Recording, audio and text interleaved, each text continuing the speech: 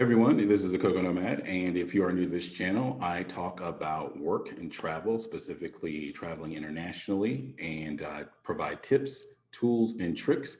And one of the things that I wanted to talk about today is leaving the US and if you feel guilty. So it started because I had uh, encountered a message in one of the groups that I'm in, one of the travel groups, and someone posted a question, and the group is about people who are wanting to leave the U.S. And he said, "Do you feel guilty leaving the U.S.?" And it's like, why do I feel guilty about leaving? Like not staying in the struggle to change America, and asked if anyone could relate.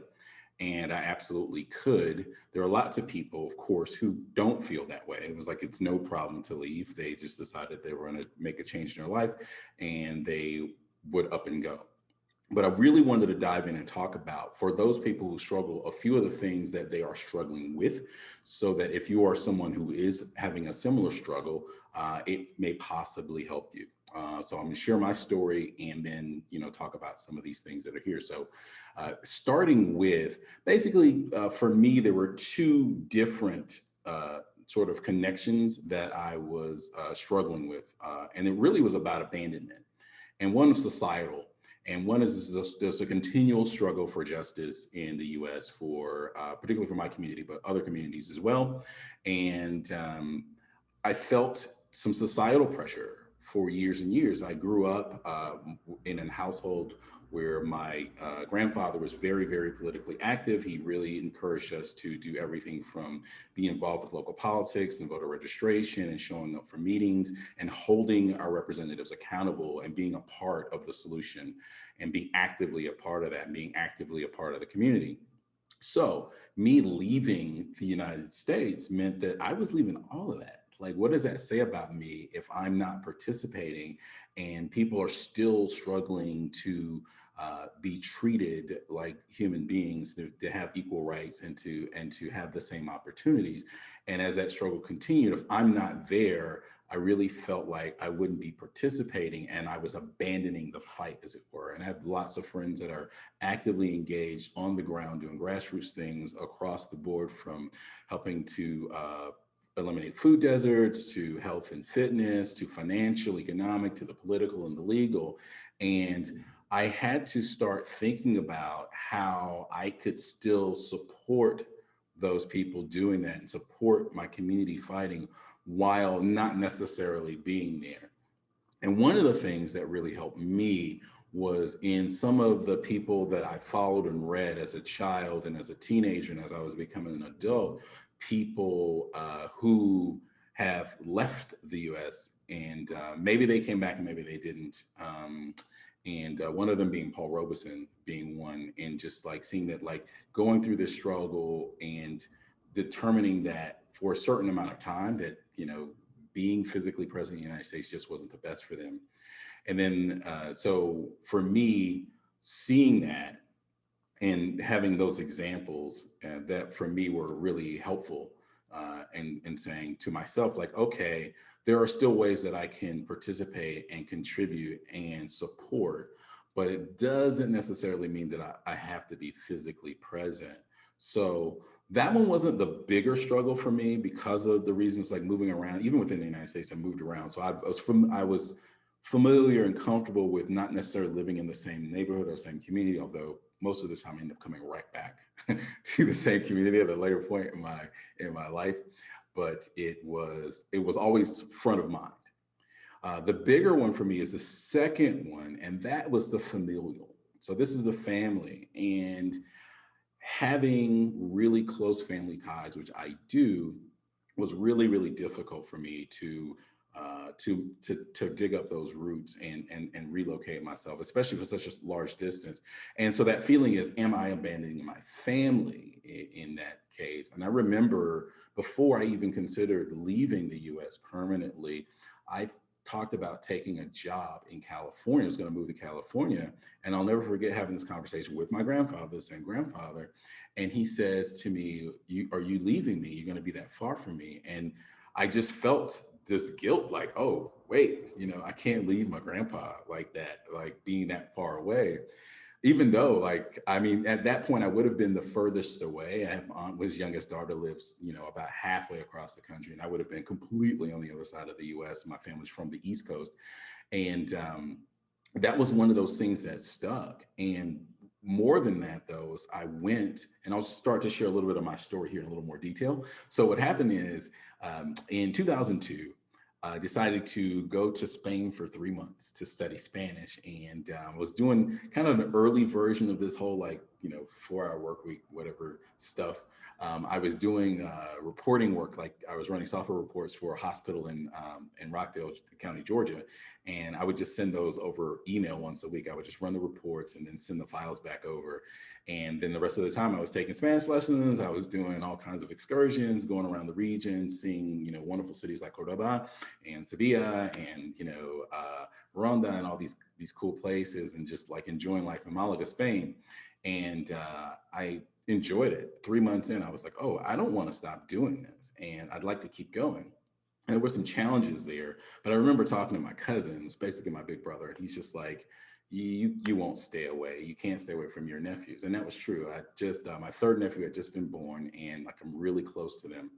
And so I ended up coming back and buying a house and trying to settle and make roots. And I realized some things along the way, though, and this is what I wanted to share about these things. You make these choices about staying.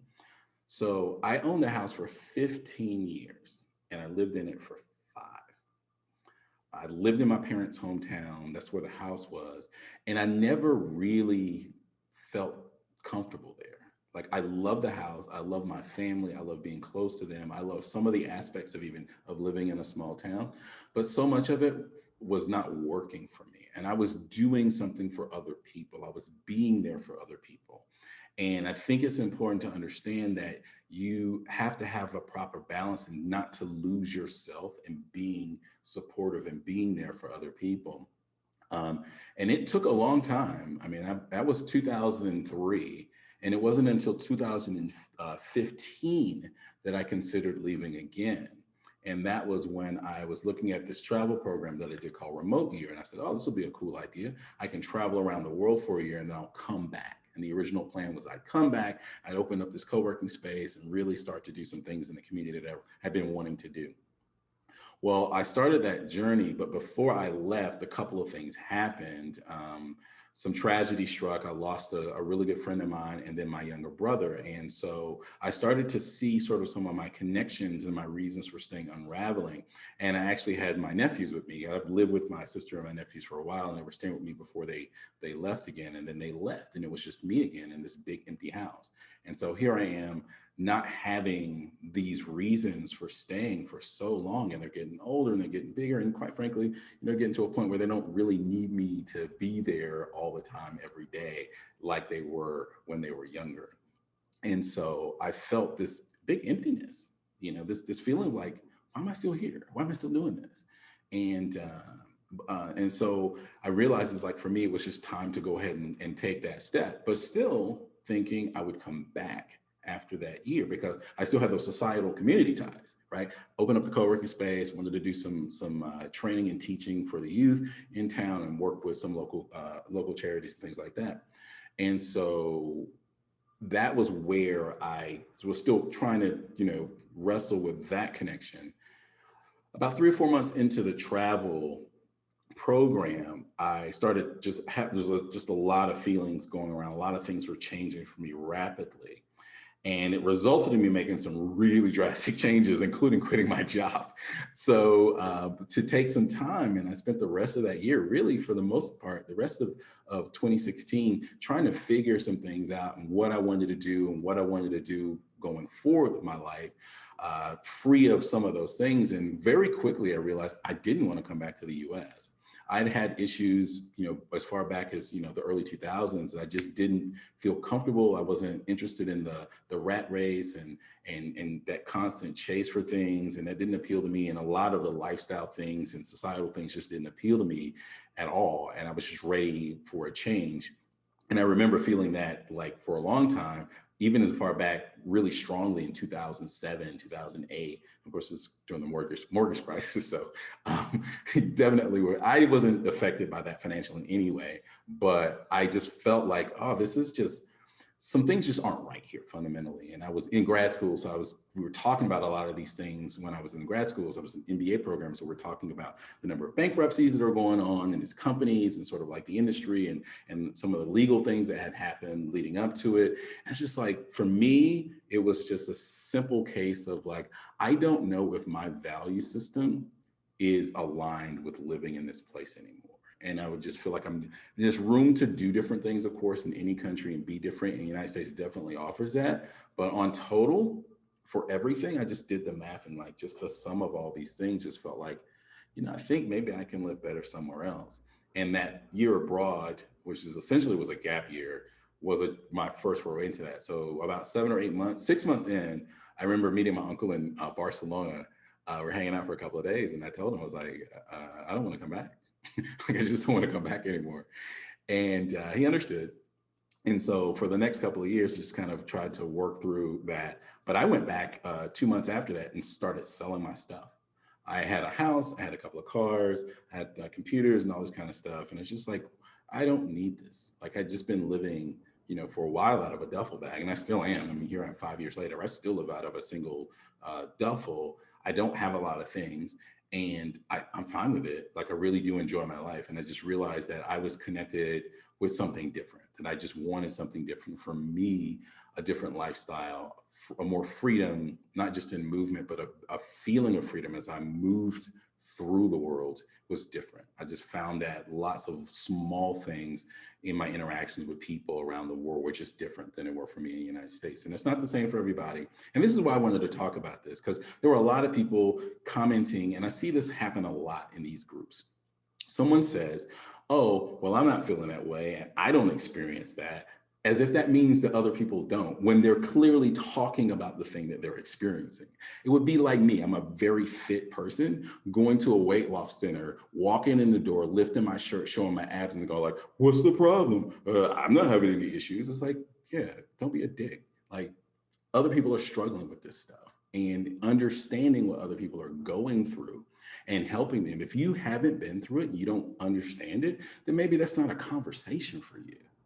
Maybe it's time for you to just kind of like, hey, you said your piece, move along. People who are trying to solve this problem, to get through these feelings, to make these decisions, those are the people that you need to be in dialogue with. So I wanted to share as someone who has gone through that, and share for anybody who is struggling with that.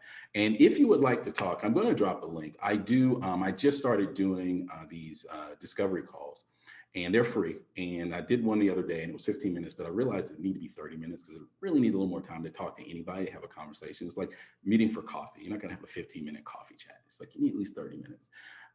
So I'm going to drop a link if you would like to talk about that. I have a schedule and Calendly. So, I mean, I do work and have things to do, but I do have a calendar of my availability and would love to chat. If you'd like to talk about this or anything related to remote work or living abroad, making that move, I am more than happy to talk. It's completely free. I'm not going to pitch anything. I don't even have anything to offer other than an ear, and maybe some help in the right direction. Now, if you are someone, I do talk about remote work, and I do have something to offer there. So if you're like interested in strategy for like improving your productivity and things like that, then absolutely, that's completely different. I'll drop a link to the strategy call there. But if you're just looking for just some kind of just an ear and something about like maybe getting started on this move abroad, and you want someone who actually has been doing it for a long time. I've been doing this now for 5.5 years. I'm about 38 countries in, I think. And I do tend to travel slower now. So I've gone through that whole early, like hitting all the spots and then finding places you like. So I like talking about those things. So I can definitely help you if you are interested. So make an appointment through the Calendly and we can chat. I hope this helped though. So if that's helped you, please hit the like button. It helps other people and find the videos. And I've been really tasked by other people I've been talking to in different communities to do this more. And I wanted to talk about more than just what I'm doing, but just talk about the things that affect other people. So I think that's the most important thing at this point. So thank you for watching. I hope this helped. If you want to talk, Again, the link will be below, and I hope you have an amazing day, and I'll talk to you soon. Cheers.